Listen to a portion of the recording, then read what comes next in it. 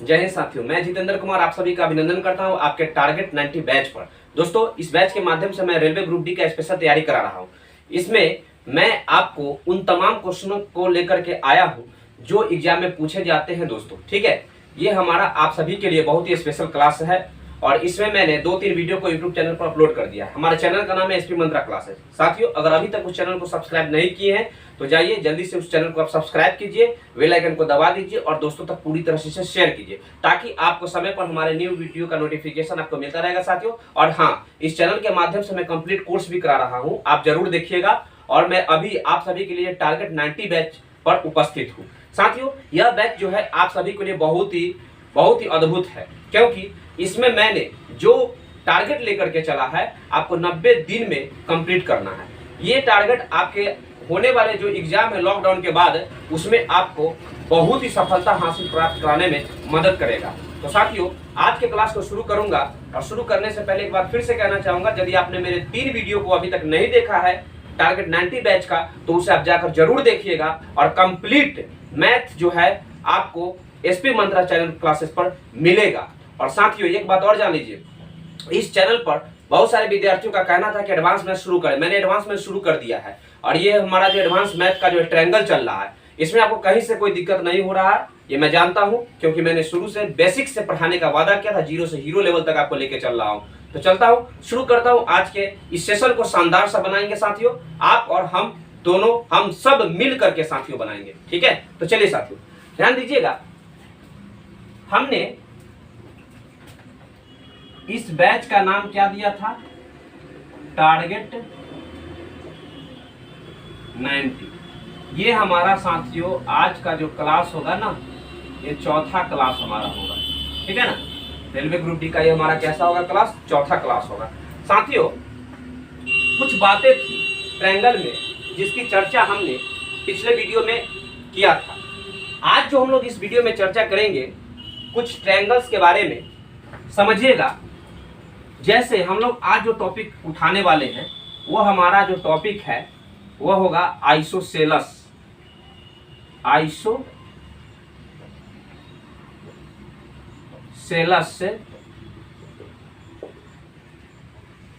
Triangle, जिसको बोलते हैं साथियों समद्विबाहु त्रिभुज। समझिएगा इस चीज को ध्यान से, आइसोसेलस ट्रायंगल। आप स्पेलिंग पर मत जाइएगा, कहीं हो सकता है स्पेलिंग गलती भी हो। ठीक है साथियों, ध्यान दीजिएगा। आइसोसेलस ट्रायंगल क्या करता है, देखिएगा, ये एक त्रिभुज है, ठीक है ना, ऐसे आपने देख लिया। यह क्या है? ए, बी और सी। समझिएगा साथियों, यह एक त्रिभुज है, ठीक है, और इसमें एक लंब डाल दिया गया, बीसी पर एक लंब डाल दिया गया। तो यहाँ पर जो कोण बनेगा वो कितने डिग्री का बनेगा? 90 डिग्री का बनेगा साथियों। अब ये जो कोण 90 डिग्री का जो बन रहा है साथियों, ध्यान दीजिएगा, ये जो लंब है ये इसको 2 बराबर भागों में बांट रहा है, यानी यह इसका लंब समद्विभाजक कहलाएगा। ये इधर इसको ऐसे बांट रहा है, समझिएगा साथियों, और ये जो है इधर इसको क्या कर रहा है? बांट रहा है। आपको समझ रहे हैं? ध्यान दीजिएगा। अब हमें जानना क्या है कि समद्विबाहु त्रिभुज होता क्या है। ठीक है, तो सम मतलब समान, द्वि मतलब 2, बाहु मतलब भुजा, यानी जिसके 2 भुजा बराबर होना साथियों, वही समद्विबाहु त्रिभुज होता है। एक ये भुजा और एक ये भुजा। समझिएगा साथियों, ये दोनों भुजा जब बराबर हो तो समद्विबाहु त्रिभुज होता है। एक बात और जान लीजिए, जब किसी त्रिभुज में भुजाएं बराबर होती है ना, तो हर भुजा के सामने वाली कोण भी आपस में बराबर हो जाती है।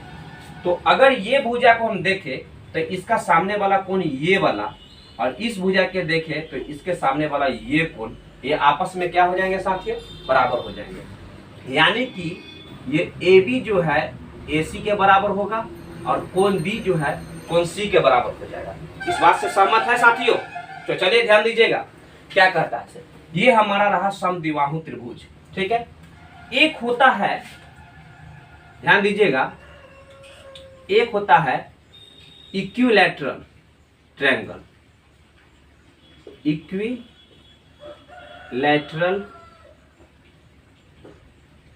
ट्रायंगल, इसको बोलते हैं साथियों समबाहु त्रिभुज। समझिएगा इस बात को, समबाहु त्रिभुज क्या होता है? Equilateral triangle. समझिएगा, समबाहु का मतलब होता है समान बाहु, ठीक है, यानी समान भुजा, जिसकी सभी भुजा समान हो ना दोस्तों, वह जो है ना वह समबाहु त्रिभुज होता है। मान लीजिए ये ए है, बी है और सी है, यह एक त्रिभुज है। अगर इसकी एक भुजा ए है, अगर मान के चलिए इस कोण के सामने वाली भुजा अगर ये ए है, इधर अगर बी है और इधर अगर सी है दोस्तों, तो यहाँ पे ध्यान दीजिएगा, ये जो है ना क्या होगी? भुजाएं आपस में, समझिएगा, ये तीनों भुजाएं दिया हुआ है, तो ये तीनों भुजा तो अलग अलग ना हो गया, तो हमने यहाँ पर मिस्टेक किया क्या? अगर ये ए है तो ये भी ए होगा, ये भी ए होगा, यानी कि तीनों भुजा ए ही होगा साथियों। इस बात से सहमत है? तो चलिए ध्यान दीजिएगा, ये तीनों भुजा क्या हो गया? ए ही हो गया। इसका मतलब है कि जब किसी त्रिभुज में तीनों भुजाएं बराबर हो तो वह समबाहु त्रिभुज कहलाता है, उसको इक्विलैटरल ट्रायंगल कहते हैं। साथियों, यहाँ पर बात ये उठता है कि जब ये समबाहु त्रिभुज है तो इसमें जो कोण होता है वो कितने डिग्री के बराबर होता है? तो कोण जो होता है ना साथियों, हमेशा याद रखिएगा कि किसी भी त्रिभुज में तीनों कोणों का योगफल 180 डिग्री के बराबर होता है। तो यहाँ पर चूंकि सब भुजा बराबर है तो सब कोण भी आपस में बराबर हो जाएगा। तो वो कितने कितने डिग्री के बराबर होता है जरा समझ के देखिएगा, समझने की हेर है। ये 60 डिग्री, 60 डिग्री और 60 डिग्री, अगर हम इसको लेते हैं तो 36 18 180 डिग्री पुर जाता है। समझ रहे इस बात को? तो प्रत्येक कोण कितने डिग्री का होगा? समबाहु त्रिभुज में 60 डिग्री का होगा। अगर हम 50 लेते हैं और 50 लेते हैं, 50 लेते हैं तो 150 पुरेगा, बराबर भी है, लेकिन ये 180 डिग्री पुर नहीं रहा, तो हमें यहाँ पर क्या लेंगे? 60 डिग्री ही लेना पड़ेगा। इसका मतलब है कि समबाहु त्रिभुज में जो भुजाएं जो होती है वो आपस में बराबर होती है और सभी बराबर भुजाओं के सामने वाली सभी कोण भी आपस में बराबर होती है। अब रही बात दोस्तों, ये तो हमने जाना समबाहु त्रिभुज और समद्विबाहु त्रिभुज के बारे में, ठीक है। अब इसके बारे में कुछ बेसिक कंसेप्ट है, उसके बारे में हम लोग जानेंगे। साथियों ध्यान दीजिएगा, बेसिक कंसेप्ट कहता है क्या, सो देखिएगा। समबाहु त्रिभुज और समद्विबाहु त्रिभुज में हमने दो बातें तो सीखा। पहली बात है ये कि ये भुजाएं कैसी होती है इसकी और क्या कोण होते हैं इसके। अब है साथियों, हमें इसके कुछ कंडीशंस को जानना है। जैसे हमें एक जानना है बातों को, परिमाप, इसको बोलते हैं पेरीमीटर। समझिएगा साथियों, अगर यह एक त्रिभुज है, ठीक है, ए बी और सी, ABC नाम का एक त्रिभुज है, ठीक है, और यदि हम इसे A अगर इसे B और अगर इसे C मानते हैं तो इसकी भुजा की लंबाई है, यानी इस भुजा की लंबाई क्या है? AB और C। तो पेरीमीटर होता क्या है? किसी भी त्रिभुज में या इसके जगह पर आयत भी हो सकता है, वर्ग भी हो सकता है, कुछ भी हो सकता है। तो साथियों, किसी भी त्रिभुज, आयत, वर्ग कोई भी हो, उसमें उसके संपूर्ण लेंथ की जो लंबाई होती है ना, उसका योगफल ही उसका पेरीमीटर कहलाता है, जिसको हिंदी में हम लोग परिमाप कहते हैं। ध्यान दीजिएगा साथियों, तो इसका पेरीमीटर क्या हो जाएगा? पेरीमीटर क्या हो जाएगा? A प्लस बी प्लस में C, यानी कि तीनों भुजाओं का जो योगफल होता है साथियों, यही इसका पेरीमीटर कहलाता है। तो इसी में एक चीज और होता है जिसको बोलते हैं हम लोग सेमी पेरीमीटर। तो सेमी पेरीमीटर को हम लोग बोलते हैं अर्ध परिमाप। क्या बोलते हैं साथियों? अर्ध परिमाप बोलते हैं। अगर हम इसे S से डिनोट करें तो अर्ध परिमाप का मतलब क्या होता है? आधा। सभी परिमापों के योग का आधा, तो सभी परिमापों के योग के आधा, यही हमारा क्या हो गया साथियों? अर्ध परिमाप हो गया। बात को समझिएगा। अब इन सभी बातों से हम लोग अवगत हो चुके हैं, ठीक है। हमारे कुछ कंसेप्ट भी है साथियों जिसे जानना बहुत जरूरी है। ये तो आपने देखा कि यहाँ पर ये त्रिभुज बना हुआ है, इसका अर्ध परिमाप और इसका परिमाप हमने देख लिया। अब आगे चलते हैं साथियों, ध्यान दीजिएगा, पूरे बेसिक से मैं आपको बता रहा हूँ। और हाँ, वीडियो को बीच में छोड़ करके भागने की कोशिश ना कीजिएगा साथियों। भागिएगा तो खुद को नुकसान पहुंचाइएगा, क्योंकि आप ही ने कहा था कि सर एडवांस मैथ बहुत ही दिक्कत देता है, तो मैंने कहा था एडवांस मैथ को दौरा दौरा कर मारेंगे। तो आज वो घड़ी आ गई है दौरा दौरा कर मारने की। तो आप हमारे साथ बने रहिए, साथ में मिलकर इसे मार मार के भगाएंगे, ठीक है। ध्यान दीजिएगा साथियों। अब रही बात परिमाप की, तो यहाँ पर यह एक त्रिभुज है, ठीक है। क्योंकि हमने ट्रायंगल शुरू किया इसलिए ट्रायंगल पर ही हम लोग चर्चा कर रहे हैं। ध्यान दीजिएगा साथियों, अगर ये त्रिभुज है और हम कहें कि त्रिभुज का हमें एरिया निकालना, क्या निकालना हो साथियों, एरिया निकालना हो, तो त्रिभुज का एरिया हम लोग कैसे निकालेंगे। एरिया को हम लोग अंग्रेजी में एरिया को हम लोग हिंदी में क्षेत्रफल कहते हैं। क्या कहते हैं साथियों, क्षेत्रफल कहते हैं। इस बात से तो आप सहमत हैं।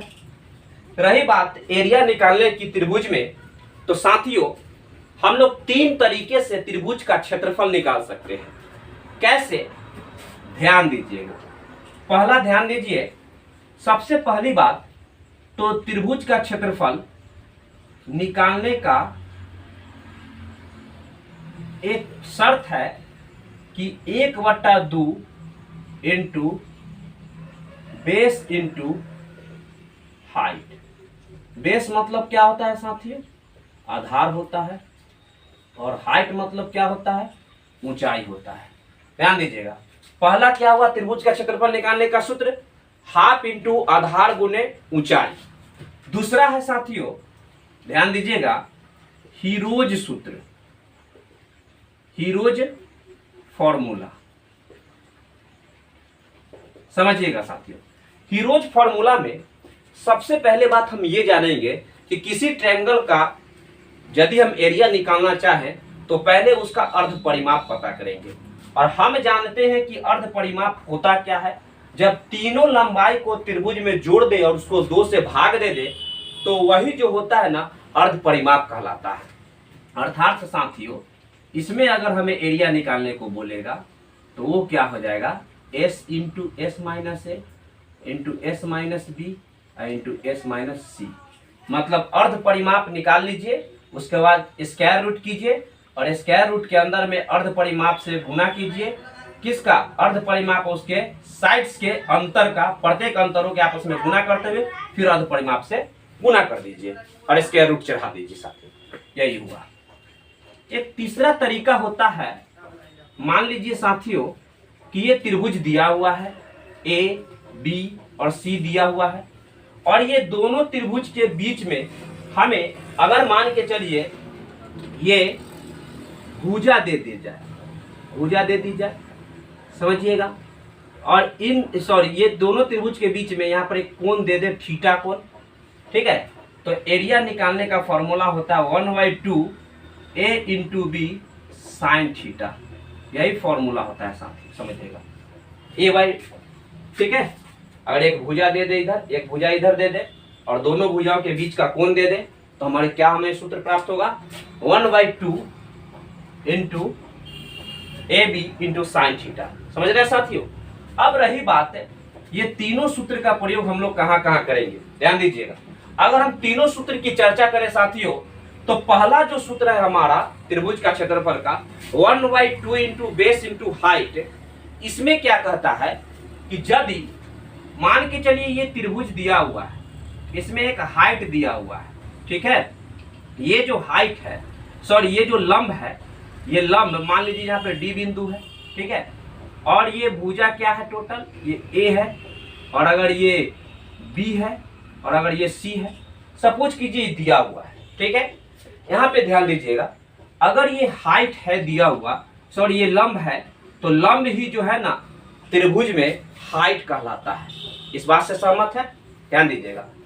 तो हम यदि हाइट दे दे, ठीक है, और भुजाओं में आपको बेस दे दे, ठीक है, तो हम इससे निकाल सकते हैं। दूसरा नंबर फॉर्मूला का प्रयोग हम उसी जगह करेंगे जब हमें हाइट नहीं दिया रहे। तो साथियों जब हाइट नहीं दिया रहेगा तो जाहिर सी बात है ये इस रूप में रह सकता है, ए बी और सी। तो ये भुजा की लंबाई दे देगा, भुजा की लंबाई दे देगा। तो जब इसे भुजा की लंबाई हमें प्राप्त है, इसका मतलब है साथियों कि हमें साइड्स प्राप्त है। जब हमें साइड्स प्राप्त रहेगा ना, तो साइड से हम लोग हीरोज सूत्र का फॉर्मूला लगा करके तब जाकर क्षेत्रफल निकाल सकते हैं। कोई दिक्कत साथियों नहीं ना है। अब रही बात कि यदि दो भुजाओं के बीच में थीटा कोण दे, तो ऐसा सिचुएशन में ये फॉर्मूला लगाएंगे, half A B sine theta, ये हमारा फॉर्मूला लगेगा, बन जाएगा। बढ़े आगे की ओर। चलिए, यहां तक में कोई दिक्कत हो साथियों? अगर दिक्कत करे तो याद रखिएगा, आप में जरूर कुछ कमियां है। वो कमियां यही है कि पिछले वीडियो को आपने नहीं देखा है, क्योंकि मैं बेसिक से चला हूं। मैंने लाइन, पैरेलल लाइन, ये सब लेकर के मैं चला था। रे के बारे में बताया था, छोटी छोटी बातों को हमने पूरे बारीकियों से सीखते हुए बताया था साथियों। रही बात अब इस चीज का कि अब हम लोग को चर्चा करना है आइसोसेलेस ट्रायंगल। ये तो आप जान गए। अगर मान लीजिए यहां दिया हुआ है एक समबाहु त्रिभुज, समबाहु त्रिभुज, इसको हम लोग क्या बोलते हैं? Equilateral triangle. समझिएगा साथियों, अगर ये दिया हुआ है तो यह एक त्रिभुज है, ए बी और सी नाम की त्रिभुज है, और इसमें सभी भुजाओं की जो लंबाई है बराबर है। क्यों बराबर है? क्योंकि यह समबाहु त्रिभुज है। समबाहु त्रिभुज होने के कारण सभी भुजा आपस में बराबर होंगे। अब जानना है साथियों, बचपन में हमने पढ़ा है कि समबाहु त्रिभुज का क्षेत्रफल बराबर होता है √3/4 इंटू भुजा स्क्वायर। ये तो बात आप जानते हैं। भुजा क्या है? ए है, यहाँ पर ए स्क्वायर आप कर सकते हैं। समझ रहे बातों को?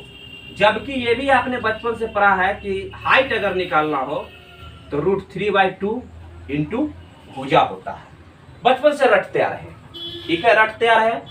पर आज हम लोग रियल लाइफ में इसे प्रूफ करेंगे। मैं प्रूफ करूंगा आपके लिए। ध्यान दीजिएगा साथियों, क्या कहता है सो।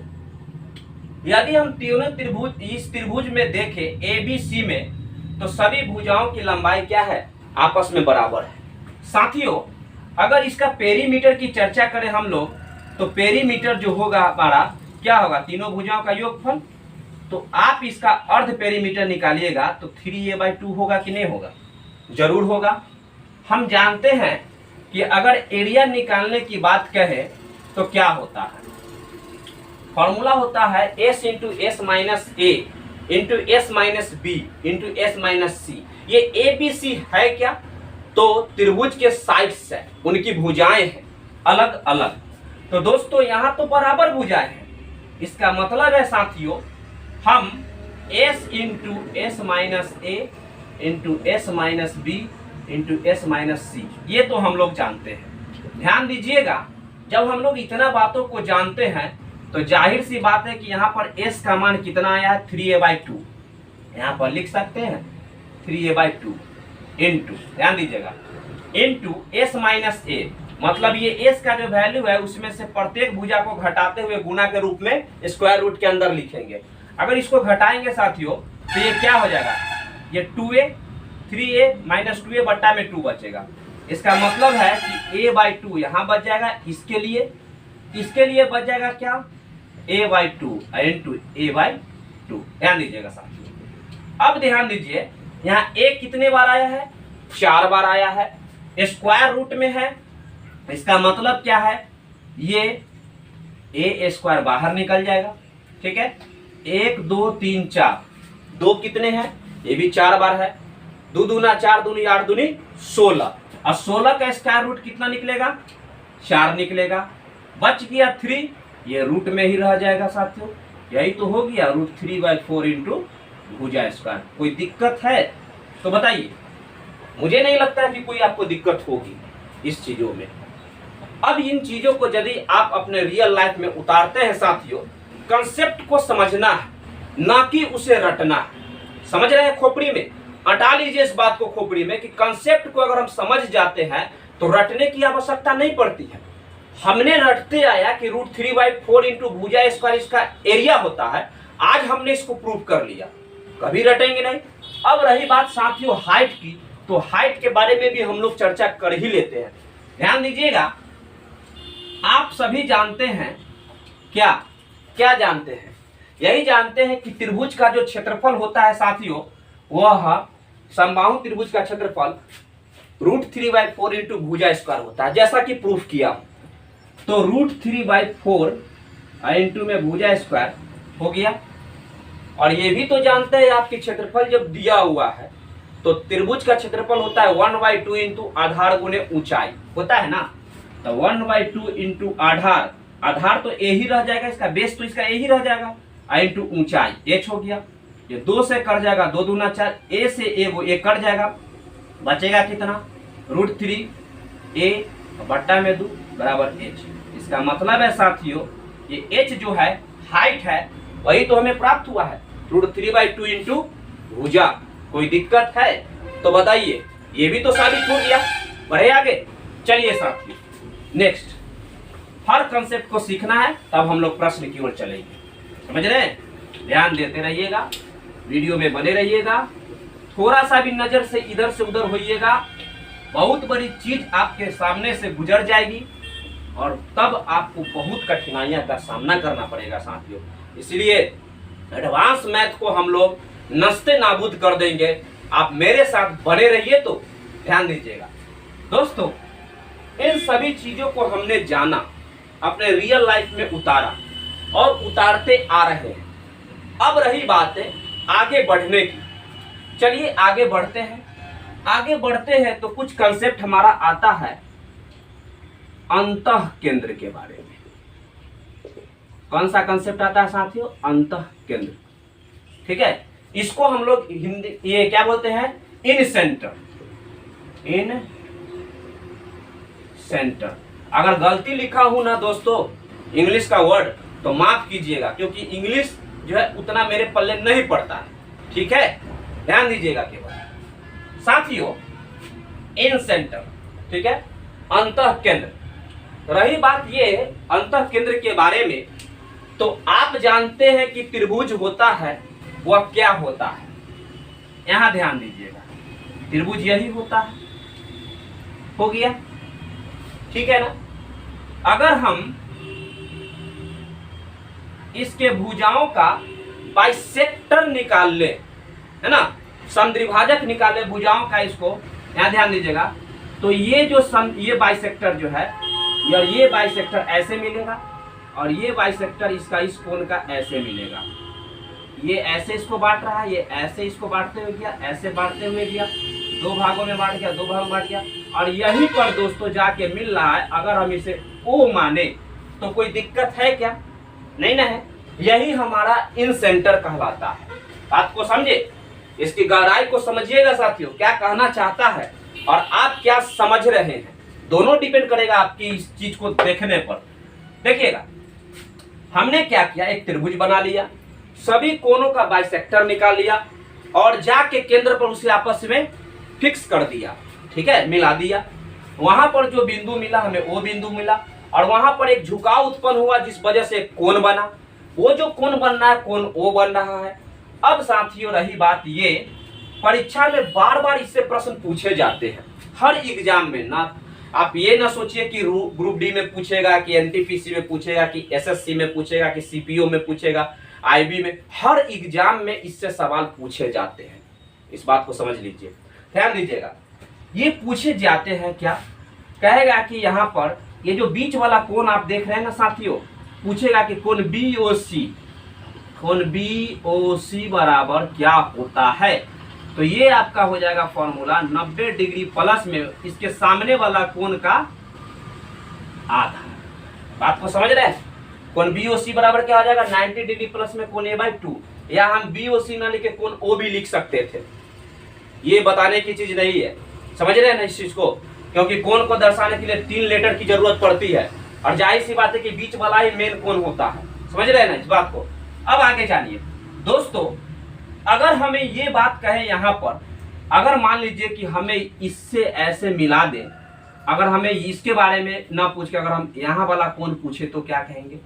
तो इस कोण को अगर निकालने के लिए बोलेगा तो इस कोण भी क्या हो जाएगा, ये ध्यान दीजिएगा। अगर इस कोण के बारे में निकालने के लिए बोलेगा तो ये भी हो जाएगा कितना, 90 डिग्री प्लस में इसके जस्ट सामने वाली भुजा का पर जो कोण बना, जस्ट इसके सामने वाली कोण का आधा, समझ रहे हैं?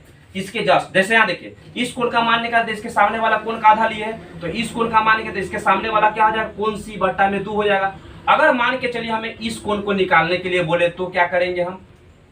तो इस कोण का मान निकालेंगे तो जस्ट इसके सामने वाला क्या है, ये 90 डिग्री प्लस में कोण बी बट्टा में 2। कुछ भी कहे हमें साथियों, बस उसको समझने की देर है। अगर हम इस चीज को समझ जाते हैं कि इन सेंटर होता क्या है, तो प्रश्न को बनाने में फॉर्मूला की जरूरत नहीं पड़ेगी, कंसेप्ट की जरूरत है जो आपके दिमाग में होनी चाहिए। आगे बढ़े, चलिए साथियों। अब रही बात ये कि ये इतना होता है, सर आपने तो कह दिया और हमने मान लिया, पर माने तो क्यों माने, प्रूफ कीजिए। ठीक है, प्रूफ कर रहा हूं। चलिए ध्यान दीजिएगा साथियों। सबसे पहली बात बताइए, आप सभी लोग जानते हैं कि कोण ए प्लस कोण बी प्लस में कोण सी बराबर होता कितना है, 180 डिग्री। क्या ये जानते हैं कि नहीं जानते हैं? जानते भी है, और रियल लाइफ में इसका यूज भी आपने किया है, पिछले वीडियो में भी किया है, किए हैं कि नहीं किए हैं? अब चलिए दोस्तों, ये तो हमने जान गया कि ये होता है। रही बात क्या, अब हमें इस ट्रायंगल में देखना है, ध्यान दीजिएगा, BOC में बी ये जो है, ये इसका बाइसेक्ट कर दिया गया, इसको काट दिया गया बीचे बीच से। ठीक है, तो ये जो बी है बट गया 2 भागों में, तो यहां पर क्या होगा, कोण बी का आधा होगा ना इस त्रिभुज में, प्लस में यहां पर सी भी ये बट गया है तो कोण सी का आधा होगा, प्लस में ये तो पूरा कोण ओ है ही तो कोण ओ होगा, और इनका योगफल भी तो 180 डिग्री के बराबर होना चाहिए। क्या सही बात है? ध्यान दीजिएगा साथियों, जब ये 180 डिग्री के बराबर हो गया, अब एक बात बताइए, अगर हम 360 डिग्री से इन सभी में गुना कर दे, सॉरी, अगर हम 2 से इन सभी में गुना कर दे तो कोई दिक्कत है? बोलिए, अगर हम इसके ब्रैकेट को ऐसे करके अगर हम 2 से यहाँ गुना कर दे तो कोई दिक्कत है? नहीं नहीं, क्यों? क्योंकि हम इसके बट्टा वाला 2 तो कट जाएगा। साथियों ध्यान दीजिएगा, अगर आप 9 भी करना चाहिएगा ना, तो आप इसका एलसीएम निकालिएगा तो ऑटोमेटिक वो होगा ही, वैसा ही होगा ही। ठीक है, कट जाएगा, हट जाएगा, क्रॉस गुना होगा तो एलसीएम निकालने के बाद जो काम होगा सो देखिएगा ध्यान से, कैलकुलेशन को आसान बना रहा हूं, ध्यान दीजिएगा। 2 से गुना करेंगे, ये हो जाएगा कोण बी प्लस में कोण सी, अब प्लस में इसमें गुना होगा तो हो जाएगा 2 कोण ओ बराबर हो जाएगा 180 डिग्री, सॉरी 360 डिग्री। कितना हो जाएगा ये? 360 डिग्री। इतना बात को आप समझ चुके हैं साथियों। आगे समझिएगा क्या कहता है, जब हमने इस चीज को समझ लिया, ये कोण बी प्लस कोण सी का मान हम क्या रख सकते हैं, ध्यान दीजिएगा। अगर यहां से हम कोण बी प्लस कोण सी का मान उठाकर रखे तो ये हो जाएगा 180 डिग्री, ये इधर आ जाएगा तो माइनस कोण ए हो जाएगा। इसका मतलब है कि इस जगह पर हम लिख सकते हैं साथियों 180 डिग्री माइनस में कोण ए। कोई दिक्कत है तो बताइए? नहीं ना, प्लस ये 2 कोण ओ बराबर में 360 डिग्री। ठीक है साथियों, अब एक बात बताइएगा, ये 180 डिग्री इधर है 360 डिग्री, इधर आके घटेगा तो 180 बचेगा कि नहीं बचेगा? जरूर बचेगा साथियों। अब रही बात क्या, 2 कोण ओ बराबर कितना बचेगा? 180 डिग्री, ये इधर आके घट गया और ये माइनस ए था उधर गया तो क्या हो जाएगा साथियों? प्लस में कोण ए हो जाएगा। कोई दिक्कत नहीं ना है?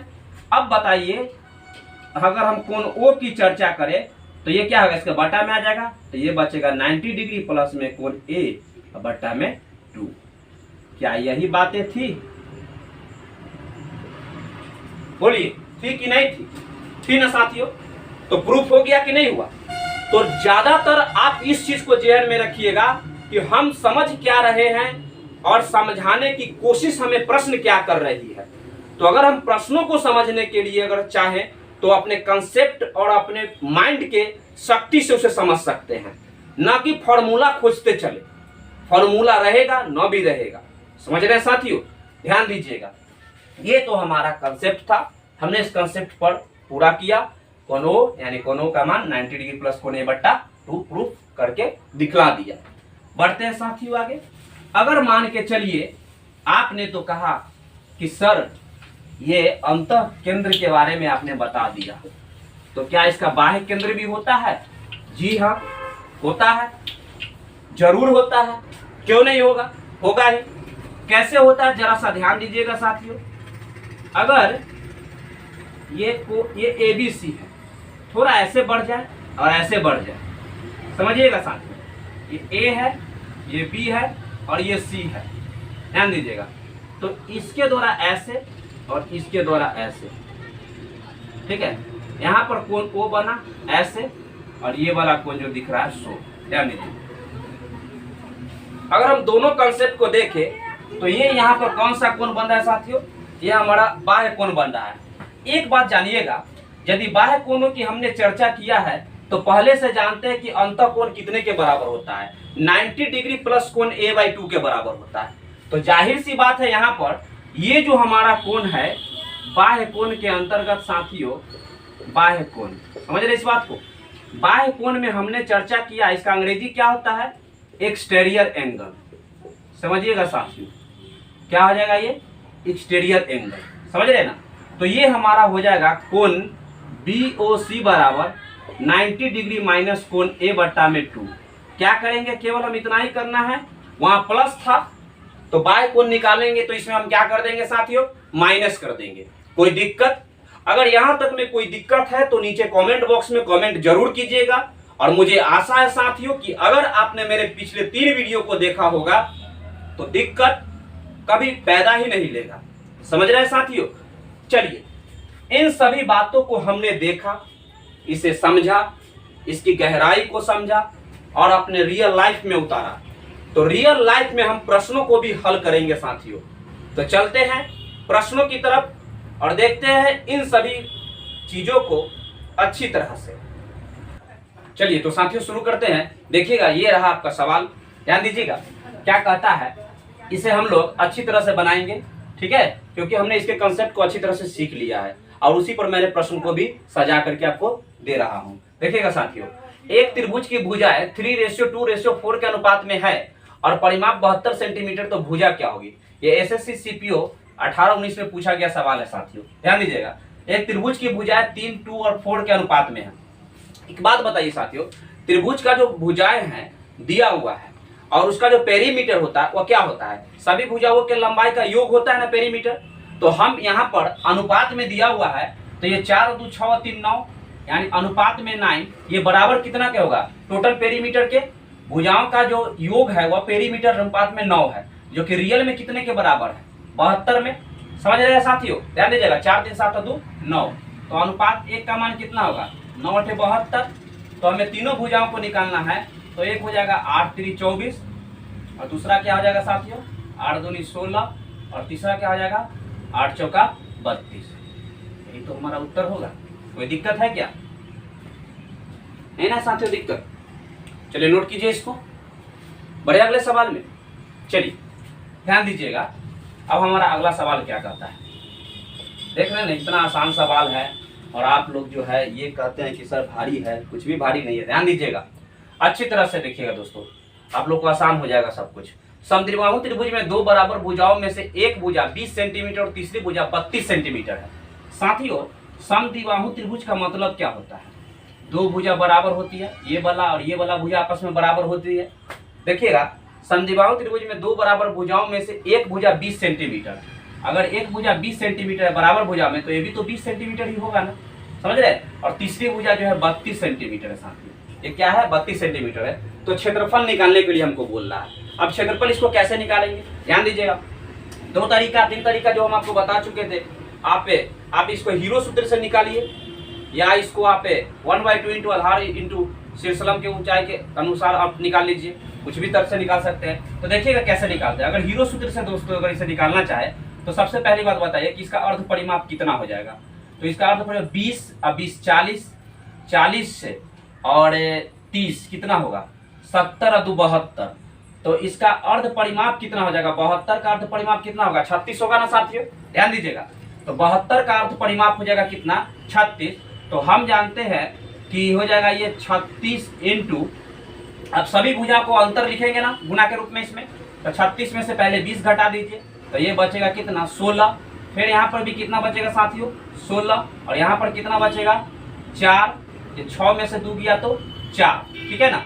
अब यहाँ पर ध्यान दीजिएगा साथियों, ये क्या होगा यहाँ पर देखिएगा, ये हो जाएगा 36 के वर्गमूल कितना होता है, सो देखिएगा 36 का वर्गमूल 6 होगा, और 16 का वर्गमूल कितना होगा 4 होगा। यहाँ 16 का वर्गमूल कितना होगा 4 होगा, और 4 का रूट स्क्वायर रूट कितना निकलेगा 2 निकलेगा। ये हो जाएगा कितना 6 चौक 24, 24 चौका 96, और 96 दूना 6 दूना 12, 9 दूना 18, 19 192। समझ रहे हैं साथियों।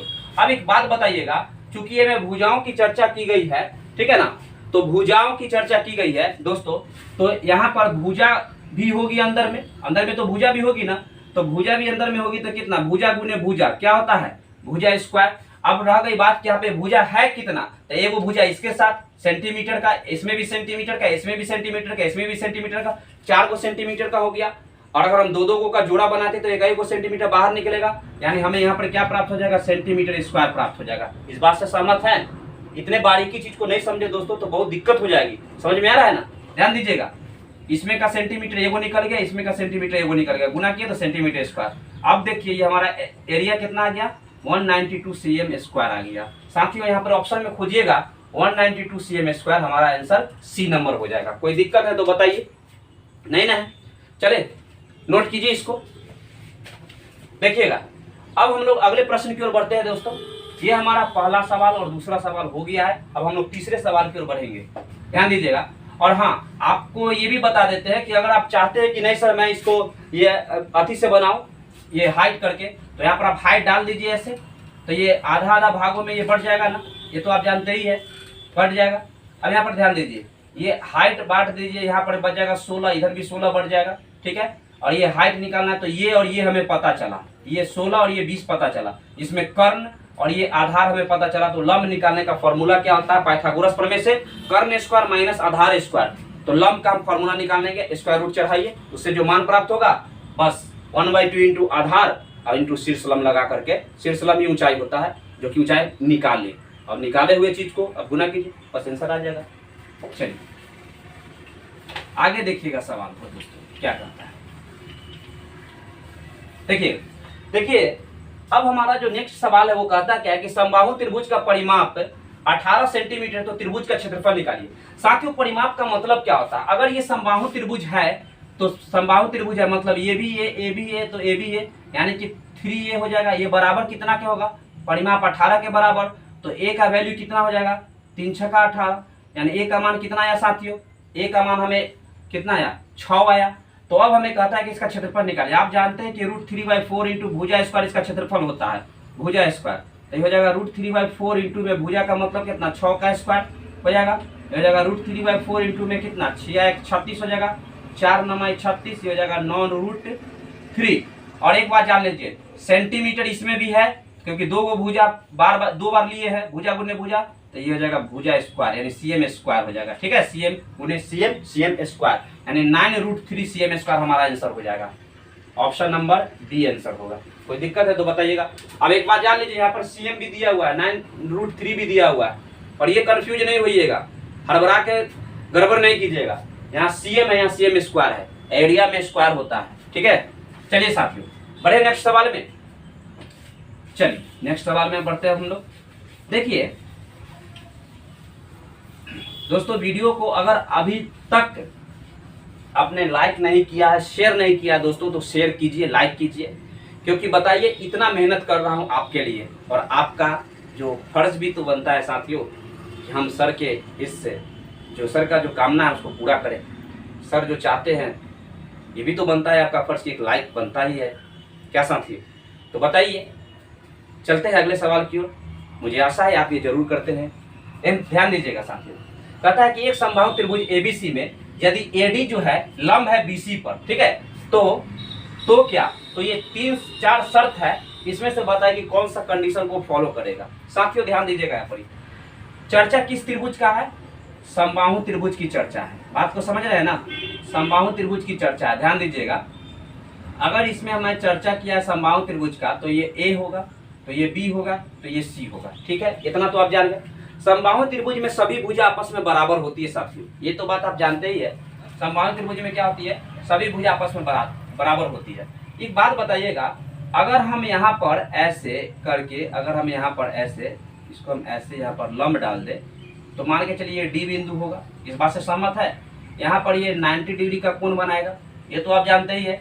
जब ये लंब डाल दिया हमने तो इसे ये लंब समद्विभाजक हो गया। इसका मतलब है साथियों, अगर ये ए है तो ये भी ए होगा, और ये पूरा तो ए है, ठीक है ना, यानी तीनों ए भुजा है, क्योंकि बराबर है समबाहु त्रिभुज में।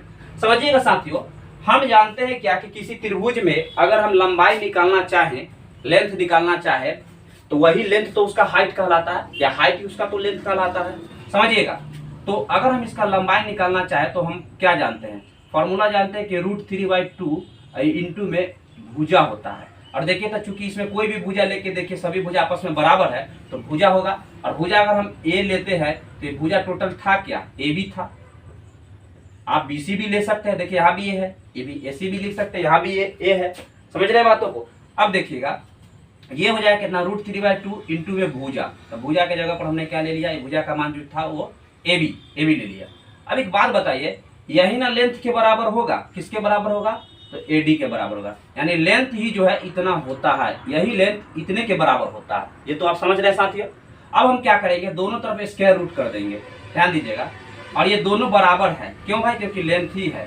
लेंथ का फॉर्मूला ये हो जाएगा, ये स्क्वायर यहाँ पे किए, यहाँ भी स्क्वायर करेंगे साथियों, तो ये क्या आ जाएगा 3ab² बटा में हो जाएगा 4, बराबर में हो जाएगा कितना साथियों, ad² के क्रॉस गुणा करेंगे साथियों, तो ये बचेगा 3ab² बराबर में 4ad² के। ये ध्यान दीजिएगा, ये हमें क्या प्राप्त हुआ, 3ab² बराबर 4ad²।